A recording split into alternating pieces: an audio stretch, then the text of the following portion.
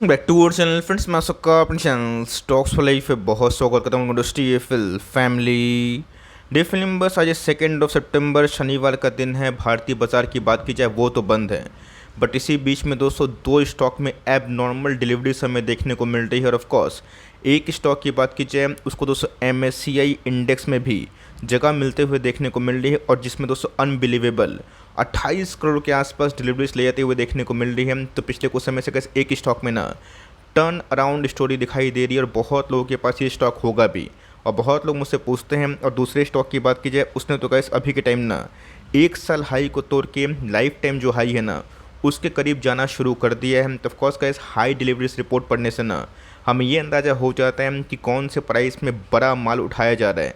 तो फटाफट दोस्तों डिस्कस करेंगे बहुत ही अनबायस्ड होके।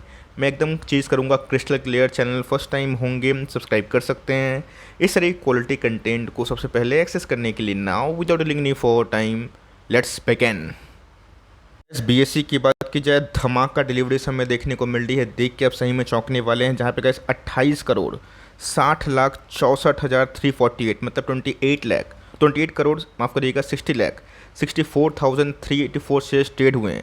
और उसके अगेंस्ट में अगर आप देखें तो 27 करोड़ 95 लाख 21,877 शेयर्स को डीमेट में ले जाएगा। मतलब दोस्तों कल के दिन जो भी शेयर्स ट्रेड हुए हैं 97% के आसपास जोरदार एक्मुलेशन देखने को मिल रही है। तो कभी भी गैस कोई स्टॉक में ना 2 करोड़ 4 करोड़ 5 करोड़ के आसपास जब डिलीवरीज उठाई जाती है वो देखने को मिलती है ना, ये काफ़ी दिलचस्प होता है। लेकिन गैस इस स्टॉक की बात की जाए लास्ट डे हमें 27 करोड़ के आसपास जो डिलीवरीज हैं वो ले जाते हुए दिखाई ज़रूर दे रही है। यहाँ गैस प्राइस की बात की जाए तो बहुत लोगों को फटाक से पसंद आ जाएगा IDFC फर्स्ट बैंक। अब दोस्तों पिछले कुछ समय से IDFC फर्स्ट बैंक बहुत ही तेज़ी से भागा है। इसके पीछे मल्टीपल वजह भी है। बहुत लोग पूछते हैं कि क्या सर ये नेक्स्ट HDFC बैंक बन सकता है या फिर नहीं बन सकता है, क्या ये नेक्स्ट ICICI बैंक बन सकता है या फिर नहीं बन सकता है। बिकॉज पिछले कुछ समय से इनके बात की जाए मैनेजमेंट की, MD की, CEO की, उन्होंने तो जो कमेंट्री दी और जो पेशकश करी वो काफ़ी काबिल तारीफ़ थी। एक्चुअली गाइस सही में काबिल तारीफ़ जो परफॉर्मेंस है वो हमें देखने को मिला। और इसीलिए गाइस 17 के बाद ना ये फर्स्ट स्टैंड है 23 में, जहाँ पे गाइस इसने जो मल्टीपल टाइम फ्रेम जो ब्रेकआउट है अगर आप ठीक से ड्रॉ करें ना, इसको तोड़ के लाइफ टाइम हाई को तोड़ के नया जो रिकॉर्ड है उसको छू लिया है। तो ऑफकोर्स गाइस 100 के ऊपर जाने से कंपनी आराम से और भाग सकती है। लेकिन क्या सही में कंपनी वर्दी है फिर नहीं है, और इस कंपनी को लेके क्या न्यूज़ आ रही है चलिए फटाफट डिस्कस करना ज़रूरी है। सबसे पहले गाइस सबको अच्छे से पता है कि MSCI इंडेक्स होते हैं जो मॉर्गन स्टैनली डिसाइड करती है, जहाँ पे गैस वो पैसिवली लाइक इनफ्लोस उन सब कंपनीज़ में आते हैं। MSCI इंडेक्स से कोई कंपनी निकलती है तो उसमें आउटफ्लोस होते हैं, और जब रिजिक होता है MSCI इंडेक्स में कोई नया इंक्लूशन आता है उन सब में फिर से क्या जो पैसिव फंड है ना वो आना शुरू हो जाते हैं। तो IDFC फर्स्ट बैंक की बात की जाए, HDFC AMC की बात की जाए, सुप्रीम इंडस्ट्रीज़ की बात की जाए, इन सब का नाम दिखाई पड़ रहे हैं। तो टोटल गैस 8 स्टॉक हैं जो MSCI इंडेक्स में जगह को बना लिए हैं। देख सकते हैं हम कि 8 स्टॉक में गैस कौन कौन सी कंपनी हमें दिखाई पड़ रही है। IDFC first bank, HDFC AMC, Ashoka Leyland, supreme industry. उसके बाद अगर आप देखें तो और भी गैस 4 कंपनी है जिसमें RAC है, पावर फाइनेंस है, क्यूमिंस इंडिया है और एस्टेल लिमिटेड। आप सबको अच्छे से पता है कि एस्टेल को हम लोगों ने बार बार कवर किया था। रही बात लेकिन IDFC फर्स्ट बैंक की, तो ऑफकोर्स गैस ये अपने आप में ही काफ़ी टर्न अराउंड स्टोरी हमें देखने को मिल रही है। तो मैंने जब देखा कि इस कंपनी में 27 करोड़ के आसपास डिलीवरीज लेते हुए देखने को मिल रही है, तो मैं सोचा क्यों ना एस्टीफिल कम्युनिटी को थोड़ा सा अपडेट किया जाए कि इस कंपनी को थोड़ा सा अपने फोकस में आप रख सकते हो। इन्वेस्टमेंट करना सही है या फिर नहीं है वो मैं ज़रूर बताऊंगा। बिकॉज कंपनी की बात की जाए 61,000 करोड़ के आसपास की मार्केट कैप है, और दोस्तों इनकी जो MD है ना ये बहुत ही सक्षम व्यक्ति मुझे दिखाई पड़ते हैं। बिकॉज IDFC फर्स्ट बैंक को लॉस से रिकवर करवा के हाई प्रॉफिटेबल बिजनेस बनाना उन्होंने गाइस बहुत ही अच्छे से मेहनत करके IDFC फर्स्ट बैंक का जो लेगेसी है ना वो कंटिन्यू कर रहे हैं। तो पिछले कुछ समय से गाइस इस कंपनी ने, इस बैंक ने खासकर रिटेल सेगमेंट में काफ़ी धुआं और आग लगाई है। बिकॉज कंपनी का जो FD रेट है दोस्तों वो तो ठीक ठाक है, लेकिन यस कंपनी सेविंग्स में भी अच्छा खासा इंटरेस्ट बांट रही है। रही बात प्राइस की, तो हाल ही में गैस इस कंपनी 95 के आसपास हाई लगाया था। प्राइस टू अर्निंग की बात की जाए तो 22 का P है। तो ऑफकोर्स का जो लीडर कंपनी है HDFC बैंक, ICICI बैंक, उससे थोड़ा सा महंगा स्टॉक है। बिकॉज वो सब स्टॉक ना लीडर होने के बावजूद 18 का P कमांड कर रहे हैं। इस कंपनी में थोड़ा बहुत P एक्सटेंशन हुआ है, बट यस उसके पीछे वजह भी है। कंपनी के ROE काफ़ी कम इसलिए होंगे बिकॉज आप सबको अच्छे से पता है कि ये सब कंपनी प्रॉफिटेबल तो होती है बट पीछे से उधार लेके ही आपको उधार बांटती है। यही दोस्तों केस हमें देखने को मिल रहे हैं जहाँ पे पिछले कुछ समय से कंपनी तकरीबन 6 साल में गए 8,000 करोड़ के आसपास टॉप लाइन से ना 24,000 करोड़ के आसपास टॉप लाइन ले जा चुकी है। मतलब गैस पिछले 6 साल से कंपनी के टॉप लाइन 3x हुए हैं। प्रॉफिटेबिलिटी की बात की जाए तो कोविड एरा के बाद कंपनी बहुत ही अच्छा बाउंस बैक करी है। तो जी है गैस, इस कंपनी को आप विचार विमर्श कर सकते हैं। 100 के नीचे कोई आपको खेल नहीं है, प्ले करना ही है, तो इस कंपनी को आप आराम से फॉर लॉन्ग टर्म रख सकते हैं। अब चूँकि का इस प्राइस थोड़ा सा महंगा हो चुका है, तो स्टैगर्ड वे बाइंग करेंगे तो ठीक है। अगर आप मुझसे पूछें अभी भी कि सर मैं इस वैल्यूएशन पे HDFC बैंक लूँ या फिर IDFC फर्स्ट बैंक लूँ, तो मैं तो क्या सीधा बोलूँगा कि HDFC जो बैंक है वो मुझे इस लेवल पे वैल्यूएशन कंफर्ट दे रहा है। ऐसा नहीं है कि आपके पास IDFC फर्स्ट बैंक है तो आप थोड़ा सा नाराज़ हो जाए कि सर इस कंपनी ने तो पिछले कुछ समय से अच्छा परफॉर्मेंस दिया। नो डाउट दोस्तों, कंपनी अच्छा कर रही है तो अच्छा ही मैं बोलूँगा, ख़राब करेगी तो ख़राब ही बोलूँगा।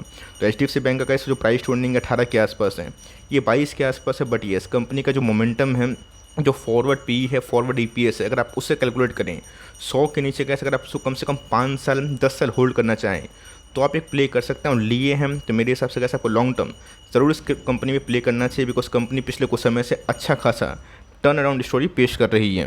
इस गैस बात की जाए दूसरे कंपनी की तो दूसरे कंपनी में भी गैस कल के दिन 3,72,000 शेयर्स ट्रेड हुए हैं और 3,46,000 मतलब 3,46,000 शेयर्स को डीमेट में वापस ले जाए गए हैं। इस कंपनी में भी गैस धाकड़ 93% के आसपास एक्यूमुलेशन देखने को मिल रही है। मतलब कल ही के दिन गैस कंपनी ने अपना 1 साल हाई को लगाया और उसके बावजूद भी उस हाई पे भी गए 3.5 लाख शेयर्स की डिलीवरी, ये अपने आप में काफ़ी शॉकिंग है। कंपनी को दोस्तों मैंने पिछले कुछ समय से बहुत कवरेज थी। मुझे याद है गैस बीच में मार्च के महीने में ये कंपनी जस्ट 1000 के आसपास आई थी और वहाँ से गैस कंपनी चढ़ के 90% चढ़ चुकी है। आप देख सकते हैं कि कंपनी का जो भाव है अभी के टाइम ना 1915 के आसपास ट्रेड हो रहा है और कल के दिन ही दोस्तों कंपनी फिर से लाइफ टाइम हाई को तोड़ी थी। देख सकते हैं कि वक्त कितने तेज़ी से गुजरता है। मार्च के महीने में गैस कंपनी 1000 के आसपास आई थी और मुझे याद है एग्जैक्टली दोस्तों 1000 का बॉटम लगा था 1045 के आसपास। बहुत लोगों का लाइक GTT ऑर्डर हिट हुआ था। मैंने बताया भी था कि 1000 के आसपास ये कंपनी प्योरली फेयर वैल्यूड है और ये सब लेवल में कैसे कंपनी को नहीं उठाते हैं, छोड़ देते हैं और बाद में 2000-2200 के लेवल पे खरीदते हैं तो चीज़ सही नहीं है। और उस लेवल से कैसे कंपनी ऐसा भागी है कि आप देख के चौंक देंगे कि 80% के आसपास क्विक रिटर्न्स। बात लॉन्ग टर्म की तो IPO का सुपर हिट थे और उसके बाद जब तेज़ी का बाजार था कंपनी भागी थी और जस्ट 1.5 साल से कंपनी कॉन्सोलेशन फेज़ में थी। इस फेज़ में तो गैस बहुत लोग काफ़ी निराश हो गए थे, बट मैंने बताया था कि डरिए मत, बिकॉज FIS और DS ने इस कंपनी को दबा के माल खरीदा है और गैस यही होता है। 1000 के लेवल से कंपनी कब 1936 का हो गई, मतलब देखते ही देखते पैसे दोगुने। और ये भी गैस उस समय जब मार्केट में क्लियर कट पैनिक वाला कंडीशन था और जिनके पास पूंजी थी, और पूंजी से बड़ी चीज़ होती है गैस कि कन्विक्शन के संग करेज, तो उन्होंने कैसे पैसा बनाया होगा। तो इस कंपनी का नाम आप भली भांति जानते हैं, एंजल वन लिमिटेड। मुझे लगता है कि एंजल वन को जल्दीबाजी में बेचना सलाह मैं नहीं दूंगा, बिकॉज इसके पीछे कुछ कारण है। मैंने क्या बताया कि IDFC फर्स्ट बैंक भी एक टर्न अराउंड स्टोरी है, लेकिन ये वो छोटे पब्लिक को थोड़ा सा अट्रैक्ट इसलिए करेगी बिकॉज प्राइस 93 के आसपास है। अब हो सकता है कि वो कंपनी 930 भी हो जाए, डजन कोई जानता नहीं दोस्तों। लेकिन इसी बीच हमको समझना बहुत ही इंपॉर्टेंट है कि सिर्फ प्राइस देखने से वो चीज़ सही नहीं होता है, आपको वैल्यूएशन देखना बहुत ही हद तक इंपॉर्टेंट हो जाता है। तो दोनों अच्छी कंपनी नो डाउट, लेकिन गाइस इस कंपनी में ना जो ऑथेंटिकेट जो ब्रोकरशिप थी, जो पुरानी टाइप का लाइक ब्रोकरशिप था जहाँ पे डिस्काउंट ब्रोकिंग को छोड़ के फुल टाइम ब्रोकरी में हाई चार्जेस करते थे, लेकिन गैस आज के टाइम में ना लोग देना पसंद नहीं कर रहे हैं। तो पिछले कुछ समय से गैस कंपनी ना अच्छा खासा ब्रोकिंग में काम कर रही है, कमोडिटी, इक्विटी, करेंसी। साथ ही साथ दोस्तों कंपनी आपको पता है कि म्यूचुअल फंड में प्रवेश कर चुकी है, जो लॉन्ग टर्म शेयर होल्डर्स के लिए बहुत ही फायदेमंद सौदा हो सकता है। गैस मैं बताना और समझाना चाहता हूँ कंपनी आज कितनी की मार्केट कैप है, 16,000 करोड़ के आसपास। बीच में गैस कंपनी 7-8 हज़ार करोड़ के आसपास की मार्केट कैप वाली हो गई थी और उसके बाद कंपनी का जो लाइक प्राइस होल्डिंग है और भी गिरा था, 12 के आसपास आया था। आज का 17 के आसपास है, 2% के आसपास डिविडेंड है। मतलब साल में तो कैसे 3-4 बार कंपनी डिविडेंड देती है। और इस कंपनी के ROC की बात की जाए, ROE की बात की जाए, ये कैसे इनके प्राइस टोर्निंग से 3 गुना है। मतलब कैसे कंपनी अभी भी प्योरली अंडर वैल्यूड कैटेगरी में ज़रूर आती है।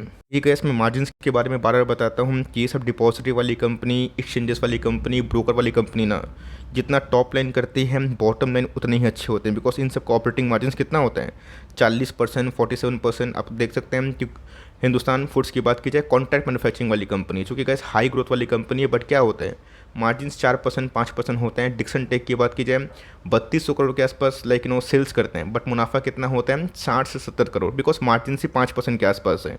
बट ये सब गैस कंपनी 800 करोड़ सेल्स करती है ना, 200 220 करोड़ गाइस वो घर में लेके जाती है। और इसीलिए गाइस जो हाई मार्जिन वाले बिजनेस होते हैं ना, उनके शेयर होल्डर्स को लॉन्ग टर्म रिवॉर्ड इसलिए मिलता है बिकॉज हाई मार्जिन के जितने बिजनेस होते हैं ना गाइस, अगर उनके प्राइस अप्रिशिएशन नहीं भी होते हैं तो क्वार्टरली ईयरली अच्छा खासा डिविडेंड बांटते हैं। और इसीलिए गाइस बहुत सारे पीएसयूज ने भले ही लॉन्ग टर्म में बड़ा वेल्थ नहीं बनाया हो, लेकिन यस डिविडेंड दे के बोनस दे के उन्होंने गाइस लॉन्ग टर्म में जो लॉयल शेयर होल्डर्स है उसको फ़ायदा ज़रूर पहुंचाया है। मैंने आपको साफ साफ बताया भी था, ऑल्दो डरिएगा मत कि प्रमोटर की होल्डिंग सर कम हुई है, वो गैस पब्लिक होल्डिंग में ट्रांसफ़र हो गई है। एक प्लूटस वेल्थ मैनेजमेंट है, वो पहले प्रोमोटर्स की श्रेणी में थे, अभी पब्लिक में आ चुके हैं। लेकिन जब दोस्तों FIS और DAS ने अपने स्टेक को बढ़ाना शुरू किया था ना, मैंने गैस उस समय भी आपको इंडिकेशन दिया था। और यहाँ पे दोस्तों एक जोरदार मौका था, तो कंपनी गैस आपके पास दोनों है, दोनों होल्ड करें। अब ये मत बोलिएगा कि सर IFC फर्स्ट बैंक में मैंने निवेश किया, आपने HDFC बैंक बता दिया। मैंने क्या बताया कि दोनों का इस रिस्क टू रिवॉर्ड के मैटर में ना आपको डिसाइड करना है, पर दोनों कंपनी अच्छी है। रही बात एंजल वन, ये तो गैस क्लासिक कंपनी अभी के टाइम देखने को मिल रही है। और IDFC बैंक में अगर आप निवेश करते हैं तो शॉर्ट टर्म के लिए मत करिएगा और स्टैगर्ड वे में करिएगा, जहाँ पे धीरे धीरे जैसे EPS बढ़ते गए कंपनी और प्रॉफिटेबल आती रहे, तो भले ही एवरेजिंग थोड़ा सा ऊपर हो जाए, लेकिन हमें जो सेफ्टी एंड सिक्योरिटी है ना दोनों साथ में मिलेगा। तो यही छोटी सी अपडेट थी। तो दोनों में से गैस कौन सी कंपनी को आप होल्ड करते हैं कमेंट बॉक्स में बताइएगा ज़रूर। और वीडियो अच्छी लगी तो प्लीज़ लाइक करिएगा, और चैनल फर्स्ट टाइम होंगे सब्सक्राइब करके बेल आइकन को प्रेस करना भी ना भूलिएगा। तो गैस मिलते हैं जल्दी ही, तब तक के लिए बाय।